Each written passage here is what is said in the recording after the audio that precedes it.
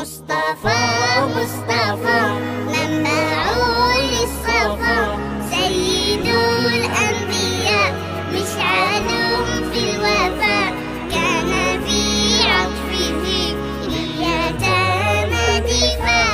مصطفى مصطفى منبع للصفا، سيد الأنبياء مشعل في الوفاء، كان في عطفه لليتامى دفاع.